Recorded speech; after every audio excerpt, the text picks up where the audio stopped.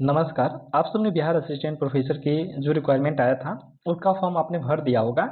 इस वीडियो में हम दो चार मुद्दे हैं जिसको लेकर के बात करेंगे। सबसे बड़ा मुद्दा तो ये है कि कितना एपीआई स्कोर आपका बन रहा है, तो आपका इंटरव्यू के लिए कॉल आ जाएगा। उसका मैंने कुछ डाटा एनालिसिस तथा सीटों के आधार पे उसको देखेंगे कि कितने स्कोर पे आप सेफ हैं। उसके लिए कट ऑफ वगैरह भी है, आप यहाँ से देख सकते हैं। सबका मैंने इंटरव्यू के लिए पाठ्यक्रम क्या होना चाहिए लगभग उस पर भी चर्चा किया हुआ है। एक एक करके लाइन पे आएंगे, लेकिन आज हम मुख्य जो मुद्दों पे बात करेंगे वो मुद्दे आपके सामने हैं कि कितना एपीआई स्कोर आपका बन रहा है। तो आप इंटरव्यू की तैयारी कीजिए। इंटरव्यू में क्या टॉपिक रहने वाला है उसको यहाँ देखेंगे। तीसरा जो हमारा मुद्दा रहेगा कि मेरिट पर जो इंटरव्यू का क्या असर पड़ेगा, इस पे बात करेंगे। फिर क्या है ना, कुछ कैंडिडेट जो है जिनका डिग्री नहीं है, वो अपनी यूनिवर्सिटी में डिग्री के लिए अप्लाई किए हैं, वो क्या करने वाले हैं। पांचवा है कि साइट काम नहीं कर रहा है, उसका सॉल्यूशन। उसके बाद से बहुत सारे ऐसे अभ्यर्थी हैं जो अभी नेट के क्वालिफाई नहीं है, या उनको कुछ कुछ और ऐसे कंडीशंस हैं जिसकी वजह से इस फॉर्म को नहीं अप्लाई कर सकते। वो आगे फ्यूचर में क्या आशा रख सकते हैं, उनके लिए क्या है, इत्यादि इन मुद्दों पे आज बात करेंगे। तो सबसे पहले एपीआई पे जब बात करेंगे तो एपीआई पे बहुत बड़ा टॉपिक बनेगा इंटरव्यू वगैरह पे, तो वो ऊपर चर्चा करेंगे। इससे पहले देखेंगे कि डिग्री अपलोड करने संबंधी बातें। तो इसमें क्या है कि जितना डिग्री कह रहा है ना, वो आपको हर हाल में सारा का सारा आपको अपलोड ही करना पड़ेगा, क्योंकि आप देखेंगे मुश्किल से 32 दिन में ये सारा प्रोसेस पूरा कर लेना है। क्योंकि सबसे पहले गवर्नमेंट ने कहा था कि जुलाई से ही वो सेशन चालू करेगी, लेकिन जुलाई से सेशन नहीं चालू हो पाया क्योंकि रिक्वायरमेंट प्रोसेस कंप्लीट नहीं हुआ। तो इसी तरह से अब लेके चला जा रहा है कि मिड अगस्त या अगस्त के पहले सप्ताह तक हर हाल में रिक्वायरमेंट को पूरा करके कॉलेजों को टीचर भेज दिए जाएंगे। और जब असिस्टेंट प्रोफेसर जाएंगे तो उससे पहले सारा का सारा जितना सर्टिफिकेट होना चाहिए ना, वो अपडेट होना चाहिए, ताकि आयोग को ज़्यादा देरी नहीं लगे। इसलिए आप अन्य चीज़ों का आशा न रखें। जितना भी डॉक्यूमेंट मांगा जा रहा है, सर्टिफिकेट मांगा जा रहा है, समय रहते हुए आप सबमिट जरूर करिए। उसके बाद से कुछ लोग कह रहे हैं कि साइट काम नहीं कर रहा है। ऐसा नहीं है, साइट काम कर रहा है। मैं डिस्क्रिप्शन में एक लिंक दूंगा, वहाँ क्लिक कीजिएगा, डायरेक्ट साइट ओपन होगा, वहाँ से आप अपने फॉर्म को अप्लाई कर दीजिएगा। उसके बाद से जो कुछ अभ्यर्थी अगले कुछ महीनों में योग्यता धारण करेंगे, उनके लिए मैं यही आशा रखूंगा, यही उनको सजेशन दूंगा कि आप एक काम करो, अपना तैयारी को जारी रखो। क्योंकि ये भी जो आया ना, एक कॉन्ट्रैक्ट बेसिक है। अभी इस दिसंबर तक हर हाल में बिहार सरकार अगले 4000 के आसपास परमानेंट असिस्टेंट प्रोफेसर की बहाली करने वाली है, क्योंकि उन्हें भी पता है कि जो कॉन्ट्रैक्ट बेसिक पे रखा जाता है उनसे परमानेंट और मतलब दीर्घ काल तक काम नहीं चल सकता है। इसलिए उसको परमानेंट बहाल करना ही पड़ेगा, उस पर भी विचार चल रहा है। और जैसे ही उस पर किया जाएगा, फिर आपको मौका जरूर मिलेगा। प्लस उत्तर प्रदेश में भी 2107 नोटिफिकेशन आने वाला है असिस्टेंट प्रोफेसर का, तो वो भी आपके लिए एक अवसर है। तो इसीलिए आप अपने तैयारी को और धार दें। आप मेरे प्लेलिस्ट में जाके देख सकते हैं, बहुत सारा वीडियो मैंने बनाया हुआ है नेट के लिए, आप वहां से उन चीज़ों को देखिए। उसके बाद से जैसे ही बिहार का असिस्टेंट प्रोफेसर का जो परमानेंट वैकेंसी आने वाला है उसका नोटिफिकेशन आता है, उसके बाद से मेंस की तैयारी कैसे करेंगे उसके लिए भी मैं बहुत सारा कंटेंट लेके आऊँगा। तो आप मेरे चैनल को सब्सक्राइब कर लीजिए। प्लस कोई भी अपडेट आता है असिस्टेंट प्रोफेसर से जुड़ा या यूजीसी नेट से जुड़ा, तो आप उसके लिए मुझे फॉलो कर सकते हैं। अब हम बात करेंगे कितना एपीआई स्कोर आ रहा है, तो आप इंटरव्यू की तैयारी कर लीजिए। ऊपर चलते हैं और एक एक करके देखते चलेंगे। तो सबसे पहले आपने वैकेंसी देखा, तो वैकेंसी में देखिए कि 3 तारीख के डेट में नोटिफिकेशन जारी हुआ और उसी दिन ऑनलाइन हुआ। उसके बाद से 15 तारीख तक यानी 12 दिन आपको टाइम दिया गया फॉर्म को भरने के लिए। उसके बाद से देखेंगे 17 से लेकर के 18 मात्र 2 दिन में जितने भी अप्लीकेशन आएंगे ना, उस अप्लीकेशन को एग्जामिन किया जाएगा। उसके बाद से 20 से 27 के बीच में ना इंटरव्यू रहेगा। देख सकते हैं मात्र 7 दिन में इंटरव्यू ले लेना है। और मेरिट लिस्ट 29 को 2 दिन के बाद जारी किया जाएगा। टेंटेटिव प्रेफरेंस ऑफ कॉलेज 30 जुलाई को मिलेगा। उसके बाद से ज्वाइनिंग के लिए 7 अगस्त यानी अगस्त के पहले वीक में हर हाल में आपको ज्वाइन कर लेना है। इतना फास्ट प्रोसेस है। और इसमें कुछ लोग कह रहे हैं कि मेरी डिग्री ही नहीं है, तो मैं आपको बता देना चाहूँगा कि आप हर हाल में डिग्री पूरा करिए। बिना डिग्री पूरा किए हुए आप इनवैलिड माने जाएंगे, अन एलिजिबल कैंडिडेट माने जाएंगे। इस चीज़ का ध्यान रखें। दूसरी चीज़ क्या है कि कितना एपीआई स्कोर होना चाहिए, ठीक है। अब इसको देखेंगे तो नीचे आते हैं, तो एज लिमिट को लेकर के हैं। देख सकते हैं एज लिमिट तो ऑलरेडी बात हो चुकी है, कोई बड़ी बात नहीं है। इंटरव्यू पे भी बात करेंगे। इससे पहले नीचे आते हैं, ये देखिए ये लगभग कुछ कैंडिडेट्स हैं जिनका हमने डाटा निकाला हुआ है। अगर मैं हिंदी की बात कर लेता हूँ तो 537 कैंडिडेट्स हैं जिन्होंने अपना एपीआई स्कोर एक पोल के थ्रू बताया है ताकि हम लोग आइडिया लगा सके कि कितना कितना एवरेज आ रहा है। तो इसमें क्या है ना कि एवरेज एपीआई स्कोर 63.02 आ रहा है, जबकि मीडियन की बात कर लेते हैं तो 62.94 आ रहा है, जबकि हाईएस्ट की बात कर लेते हैं तो 85.74 आ रहा है। ठीक है, तो ये रहा, लेकिन इस डाटा पे हम ज़्यादा ध्यान देंगे नहीं। ठीक है, हो सकता है लोग, लेकिन ऐसे डाटा ना लोग ना गलत नहीं भरते, क्योंकि उनको पता है कि जो भी आंकड़ा लिया जा रहा है वो सही होना चाहिए। तो ये भी एक आंकड़ा है, लेकिन इस आंकड़ा पे उतना भरोसा नहीं करते हैं। आगे चलेंगे, देख सकते हैं इसका भी बकायदे मैंने, ये सबसे बड़ा पहलू है हम लोग के लिए जिस पे कि हम लोग को चर्चा करनी है, और इस पे मैं आपका ज़्यादा टाइम लूँगा। यहाँ एक चीज़ आप देखिएगा कि जो भी विज्ञापन है ना, या जो भी वैकेंसी है, रिक्तियाँ हैं, उसको हम यहाँ देखेंगे, कैटेगरी वाइज देखेंगे। तो आप देखिए, अगर हम बात कर लेते हैं एससी का ओपन कैटेगरी, तो एससी में ओपन कैटेगरी में कितना सीट है? 55 सीट है, यानी कि ये मेल के लिए है। उसके बाद से फीमेल के लिए 28 सीट रिजर्व है। ठीक है, तो 28 सीट जो है, अब इसमें क्या करना है, इंटरव्यू के लिए मतलब वो 3 गुने कैंडिडेट को बुलाएंगे। ठीक है, 3 गुने कैंडिडेट को बुलाएंगे, तो अगर 55 का 3 गुना हम बात कर लेते हैं, 165 के आसपास होगा। ठीक है, अब आप आइडिया लगाइए, 165 कैंडिडेट को ही बुलाना है, तो ऐसे में एपीआई स्कोर क्या जा सकता है? एपीआई स्कोर क्या जा सकता है? और उसमें भी क्या है, 28 सीट जो है फीमेल के लिए रिजर्व है। तो एससी कैटेगरी में जो फीमेल कैंडिडेट होंगे ना, जो कि, तो उनके लिए क्या सिर्फ स्कोर रहने वाला है, यहाँ हम चर्चा कर लेते हैं, उसके बाद फिर इस पे आते हैं। तो ये रहा कट ऑफ। ठीक है, अनुमानित कट ऑफ देखेंगे तो सबसे पहले, अगर ऑन रिजर्व में आपका एपीआई आ रहा है ना 65 प्लस, ठीक है, 65 के आसपास आपका ऑन रिजर्व में आ रहा है, तो आप निश्चिंत रहिए, आपका इंटरव्यू के लिए कॉल आ जाएगा। और इसलिए कॉल आएगा क्योंकि मेन चीज़ यहाँ देखिए क्या है, मेन चीज़ ये है ना कि अदर स्टेट में, क्योंकि जनरल वाले तो अदर स्टेट वाले आएंगे, तो अदर स्टेट में बहुत सारे आपको योग्य कैंडिडेट मिलेंगे, जो कैंडिडेट जेआरएफ भी होंगे प्लस पीएचडी भी किए होंगे। तो जो जेआरएफ और पीएचडी होगा तो स्वाभाविक है कि उसका जो एपीआई है ना वो बढ़ जाएगा, और जब एपीआई बढ़ेगा तो और अदर स्टेट वाले, क्योंकि अगर हम जनरल की सीट की बात कर लेते हैं ना, तो जनरल का जो सीट है ना वो 184 सीट है, 184। और 184 का जब हम 3 से गुणा करेंगे ना, तो टोटल सीट निकल के आ रहा है 552 सीट, यानी कि 552 सीट पे कैंडिडेट जो है ना इंटरव्यू के लिए शॉर्ट लिस्टेड किए जाएंगे, जितना भी ऑन रिजर्व से आएगा। तो आप आइडिया लगाइए कि अदर स्टेट, चाहे उत्तर प्रदेश हो, दिल्ली हो, चाहे अन्य कहीं भी स्टेट, बहुत सारे ऐसे कैंडिडेट होंगे ना जो नेट के साथ जेआरएफ भी होंगे, और जब वो नेट जेआरएफ दोनों होंगे तो स्वाभाविक है कि एपीआई स्कोर ऑन रिजर्व के लिए अधिक जाने वाला है, इसमें कोई डाउट नहीं है। तो 65 के आसपास जिनका एपीआई बन रहा है ऑन रिजर्व से, वे लोग इसके लिए एलिजिबल हैं। हाँ, 2-4 नंबर कम भी रह सकता है, क्योंकि ओवरऑल जो मैं कह रहा हूँ वही सच नहीं है। तो यदि आपका 62-61 भी है तो आप आशा रखिए, बाकी होना ना होना तो आयोग पे डिपेंड करता है और डाटा पे डिपेंड करता है। मैं ही सबका भविष्यवाणी करता नहीं हूँ, और मैं ऐसी दावा भी नहीं करूँगा, ये सारी झूठी बातें हैं। मैं एक जो अंदाज़ा लग रहा है वो आपके साथ शेयर कर रहा हूँ। उसके बाद से क्या है ना, ईडब्ल्यूएस का, तो अगर हम ईडब्ल्यूएस की बात कर लेते हैं, तो ईडब्ल्यूएस का जो सीट है उसको सबसे पहले यहाँ देखेंगे। तो ईडब्ल्यूएस का जितना भी सीट है ना वो तो थोड़ा सा कम ही है। और ईडब्ल्यूएस के लिए सबसे बड़ा दिक्कत क्या है ना कि जो भी हायर एजुकेशन को आप देखिएगा, स्पेशली बिहार का, मैंने देखा है इस चीज़ों को, या जो मैं यूनिवर्सिटी में जब था तो वहाँ जो मेरे प्रोफेसर थे ना वो अक्सर जनरल कैटेगरी वाले ही लोग थे। ठीक है, क्योंकि उन्हीं के पास हायर एजुकेशन है, वही लोग उस ज़माने से प्रोफेसर बनने की चाह रखते थे। और जब ऐसे लोग अगर जुड़े हैं, बन रहे हैं, तो वो अभी क्या करेंगे ना, ऑन रिजर्व से भाग करके ईडब्ल्यूएस में आएंगे। और जब वो ईडब्ल्यूएस में आएंगे, चूंकि उनकी योग्यता भी वही है, तो इसका भी एपीआई स्कोर बढ़ेगा।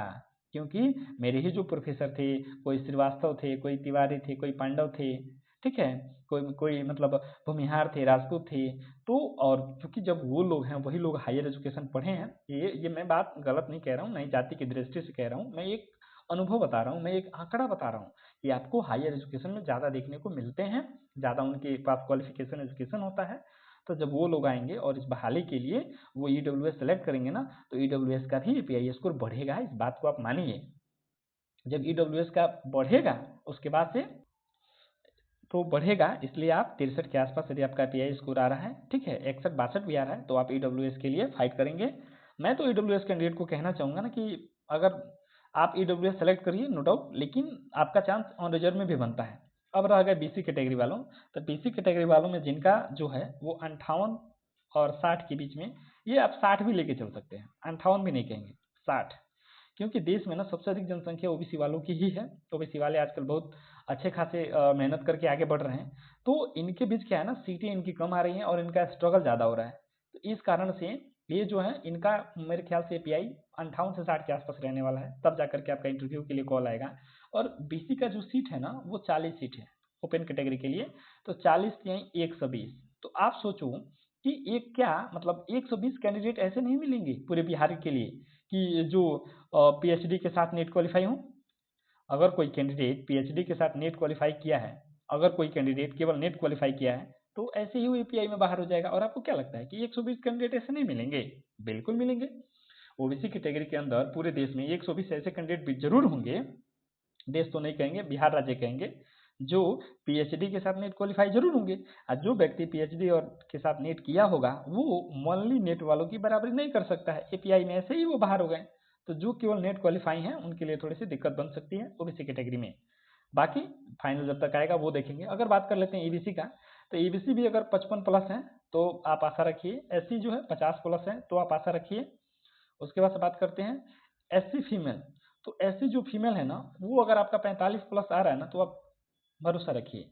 अब एससी फीमेल के साथ दिक्कत क्या है, इनके लिए 28 सीट रिजर्व है।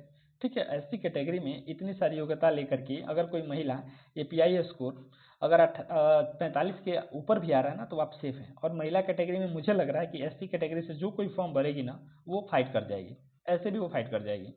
तो आपका तो कोई कंपटीशन ही नहीं है।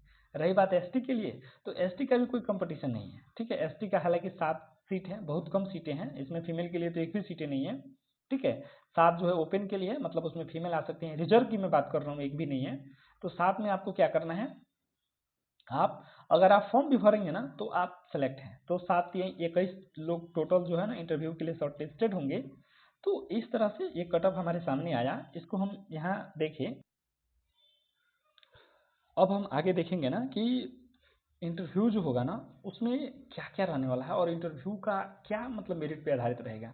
तो एक चीज़ यहाँ आप जरा ध्यान दीजिएगा कि जैसे कोई कैटेगरी हो, मान लीजिए कि ओबीसी का ही हम लेते हैं। ठीक है, तो ओबीसी में 40 सीट है ओपन से, तो इस 40 में और 3 गुने लोगों को इंटरव्यू के लिए कॉल करना है। तो जब 3 गुने लोग को करेंगे तो 120 टोटल लोग आएंगे। और मुझे लग रहा है, एग्जाम्पल लेके चल रहा हूँ, कि अगर 60 एपीआई स्कोर बना ना तो 62 जाते जाते 120 लोग हो जाएंगे। यानी कि 1 से 2 नंबर पर ही क्या होगा, जो 120 सीटें हैं या जितनी भी सीटें हैं वो भर जाएंगी। हर एक कैटेगरी की बात कर रहा हूँ। और जब ये सीटें जैसे ही भर गई 1 से 2 मार्क्स पर ही, तो फिर मेरिट के लिए असली डिसाइडिंग जो मार्क्स होगा ना वो आपका इंटरव्यू ही होगा। इस चीज़ को आप ध्यान रखें। यानी जो भी कैंडिडेट मेरिट में अगर आना चाहते हैं, केवल उनका यदि इंटरव्यू का कॉल आ गया ना उसके बाद से आप अपने इंटरव्यू को पूरा ध्यान रखिएगा, क्योंकि इंटरव्यू ही डिसाइड करेगा कि आप फाइनल सेलेक्ट हो रहे हैं या नहीं। इस चीज़ को आप ध्यान रखिए।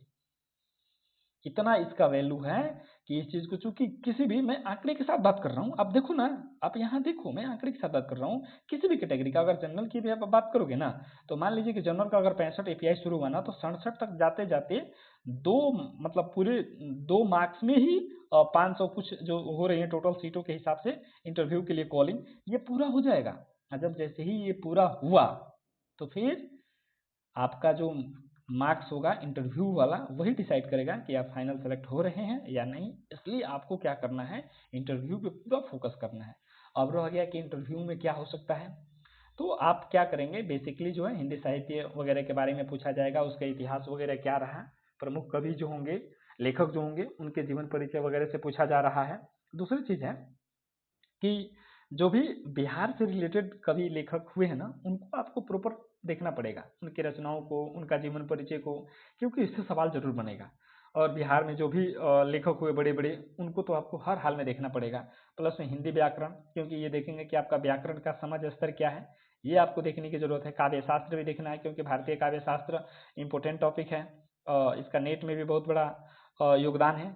उसके बाद से यदि आप पीएचडी से रिलेटेड हैं, पीएचडी अप्लाई किए हैं, पीएचडी के लिए क्वालिफाई हैं, तो आप पीएचडी से रिलेटेड अपना शोध कार्य जो किए हैं उससे रिलेटेड जरूर पूछा जाएगा।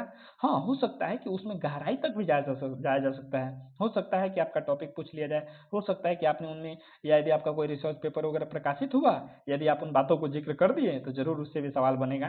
तो भरसक मेरा प्रयास रहेगा कि आप ज़्यादा चीज़ों को न बताइएगा, क्योंकि इंटरव्यू जो होता है ना, चाहे यूपीएससी का ले लेते हैं या किसी स्टेट पीसीएस का ले लेते हैं, तो इंटरव्यू में कोई नए सवाल नहीं बनते हैं।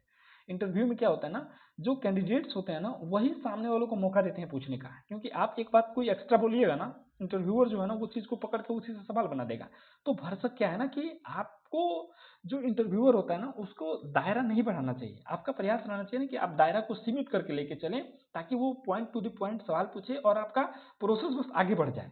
ये नहीं हो कि आप ज़्यादा से ज़्यादा बातें करने लगे, ज़्यादा से ज़्यादा बोलने लगे, ताकि जो इंटरव्यूअर है ना उसको कोई कोई क्लू मिलता जाए और उसी क्लू से रिलेटेड वो आपसे क्वेश्चन करता जाए और आपका टाइमिंग बढ़ जाए। ऐसा होने लगा ना तो आप दिक्कत में पड़ जाइएगा, फंस जाइएगा। तो भरसक इन सब चीज़ों का, क्योंकि अगर उस पर नंबर नहीं मिल रहा है ना, जैसे कोई रिसर्च पेपर लिखे हैं या कोई थीसिस लिखे हैं, कोई पुस्तक लिखे हैं, तो उसका आपको चर्चा ही नहीं करना है। चर्चा क्यों करना है? क्योंकि उसका मार्क्स तो मिल नहीं रहा है। तो इसलिए ऐसा नहीं करना है। फिर आगे अपने पसंदीदा क्षेत्र से विषय या व्याख्या अगर आपका कोई है तो वो पूछेंगे, अगर आपने बताया तो फिर उससे वो जुड़ा क्वेश्चन पूछेंगे।